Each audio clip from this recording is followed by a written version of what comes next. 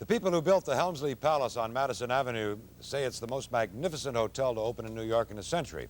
It opened yesterday, the Palace on Madison did, but it's not the only Palace Hotel in New York, as Vince Lipari tells us now. The Palace Hotel, the place that you've been hearing so much about, Manhattan's business district, the hotel that's been advertised in the papers all over town.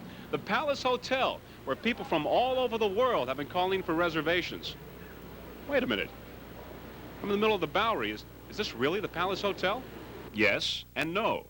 This is the Palace Hotel that people have been reading about and talking about. Here the elegance is breathtaking. The lobbies contain works of art worth thousands, marble fireplaces, stained glass windows, and glittering chandeliers.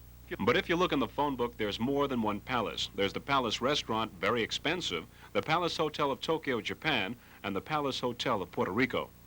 Then there's this palace, located right in the middle of the Bowery. Not exactly the kind of place that you would reserve a bridal suite or rent a big hall for a catered affair, but nonetheless, the management here is becoming very, very popular because they're getting a lot of phone calls.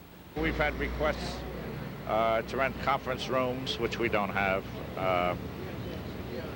The bridal suite, which I really wouldn't recommend to anyone. Men complain how dirty and filthy place is. They don't clean the mattresses. They're loaded with bed bugs, lice. This is all right. It's clean, it's sanitary. They have the exterminator comes around, and they have the men on the floor paid by the city to keep things clean. It's all right. With all the work we've done for Mr. Helmsley, and then he didn't even invite us to the party. I mean, he must have figured probably we didn't have a suit, but we really do. He had never invited me down to the Bowery, and I felt very slighted because he didn't invite me down there, so I wouldn't invite him here. We asked the residents of the Palace downtown if they had $140, would they spend it at the Palace uptown? I'd rather take the $140 and sleep in the park. Parts of the Palace in Midtown are still being worked on, though the hotel is open for business. But in the initial period of confusion, the hotel is offering a discount on the cheapest room from $120 a night to $96.50. In Manhattan, Vince Lipari, Channel 7 Eyewitness News. All of southern New Jersey will likely be designated as a crop disaster area over the next few weeks. That is the opinion of the Farmers Home Administration. This the result of the summer drought. The eruptions of Mount St. Helens cost $1.2 billion, more than half of it to the timber industry, according to a government report. Elsewhere, the economic impact was short-lived, and it has turned out to be a blessing for the tourist industry for the state of Washington. And now weather, the industry that never sees a recession. Stormfield. All right, Bill, thank you.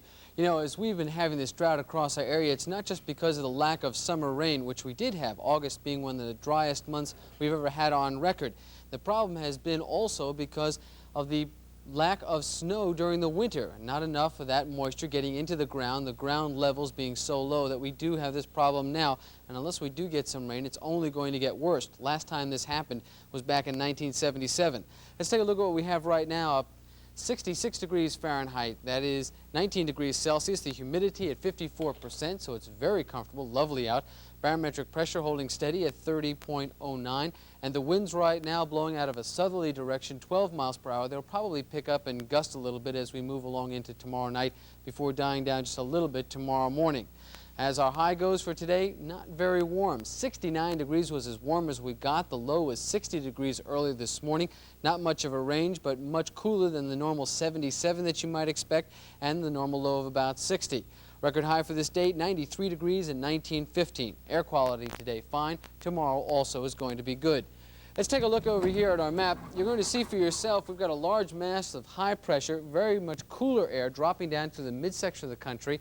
This caused quite a bit of an eruption around the area off the eastern coast of the eastern side of the Rockies, where they had some snow today. There was some snow being reported mixed with hail and ice in the Dakotas, and Manhattan had some hail just northwest of the city. Actually, it was Manhattan, Kansas that got that, not here in New York. Cold front is going to be moving very, very slowly. As it moves towards us, it's going to die down a little bit. So all the clouds and showers that are associated with it, some of it bringing about 2 inches of rain to the Illinois area, not going to be a problem for us. Tell you more about that. Our forecast looks a little bit cloudy when we come back right after this. Invest in a new Fiat Strada, Brava, or X19 and get a cash dividend up to $400. The Fiat rebate. Don't miss out. The nicest way to enjoy living in New York is to live in New Jersey at Harmon Cove Towers. High above the Meadowlands, minutes from Manhattan by public transportation. At Harmon Cove Towers, luxury is a way of life. It's the ultimate in condominium styling, spaciousness, and extra elegance. Call now, 201-866-2600. Come see Harmon Cove Towers. Beautiful living in New Jersey for people who love New York. This is not an offering which can only be made by formal prospectus. Instead of adding sugar to Aunt Millie's spaghetti sauce, we add lots and lots of extra sweet tomatoes. Now that's 100% natural. Read about Washington's power brokers, baseball's top pitchers, and television's Priscilla Presley, all in the new issue of TV Guide. Okay, our satellite picture tonight shows lots of clouds around the area. You can see a line of them stretching from Long Island just straight out towards the lakes, and then as it moves back, a continuation, that's that cold front right in here, and the clouds and showers associated with that will be slowly dropping into our area. The clearing skies that we had hoped for today, well, right up in here, north of us. I guess Poughkeepsie had a real nice day, but it wasn't very pleasant for us, mostly in clouds, a few sunshine particles kind of moving through those clouds early in the morning. Partly cloudy tonight. It's going to be seasonable. Those clouds will keep some of the heat in, so we'll only cool off to about 63 degrees here in town. Then as we move into tomorrow, looks like it's going to be a mostly cloudy day. Mixture, maybe a little sun popping in early in the day. Good chance of showers coming in late in the afternoon and the early part of the evening. 76 degrees will be the high for the day, and that'll be a little bit warmer than it has been. Cloudy and mild tomorrow night with occasional showers passing through, and we need some of that rain. And then on Thursday, very slow clearing up in the day. Then we'll have some mixture of clouds and sunshine warming up slowly. You'll note the temperature getting up to 83 degrees, warmest it's been in almost a week. And then we're going to continue to have that warmth as we go along into the weekend. Bill? Thank you, Storm. Eyewitness News Check now is topped by the Sydenham Hospital story. Protesters are still at Sydenham Hospital in Harlem, trying to keep the hospital open. The city planned on shutting it down this morning, but the protesters moved in only hours before that was supposed to happen. Right now, we are told it's still a standoff between those people in the neighborhood who want Sydenham to keep open and the city wants to shut it down. We'll have more on this and other stories on Eyewitness News at 11 tonight. Roger? Well, Milton Lewis has done a lot of interviews in his time, but this one tonight is different. This time, he doesn't have to talk up. These people on Fifth Avenue are not watching a three-card Monte game, ogling a nude gal or guy, or waiting to buy a so-called bargain from a peddler. They're in the presence not of a sanitation department 400-pound concrete container, which would give you a hernia if you tried to lift it, but another new gimmick, a litter basket that talks. I'm here to remind you and every New Yorker that a cleaner New York is up to you. Remember, New York City needs your help.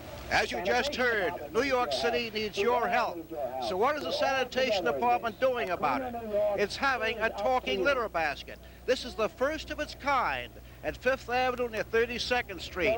And as you walk along, as you hear the guy, throw your litter in here, help keep New York City clean. Commissioner, do you think this will do the job? Well, what we're hoping it will do is draw attention to the merchants who are participating in the New York Sweeps campaign. What if somebody throws rocks in here? What if they overload you, as many a basket is overloaded?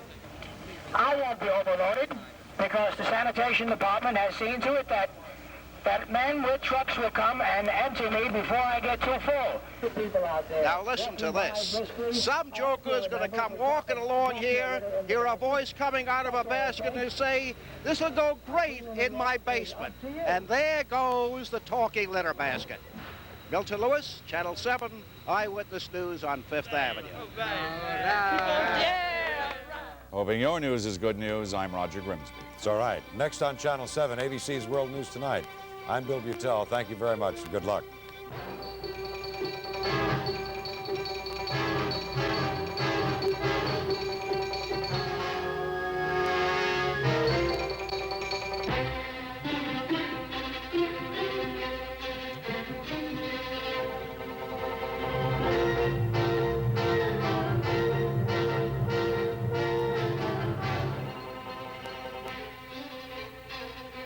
Eyewitness News is the New York area's #1 news presentation.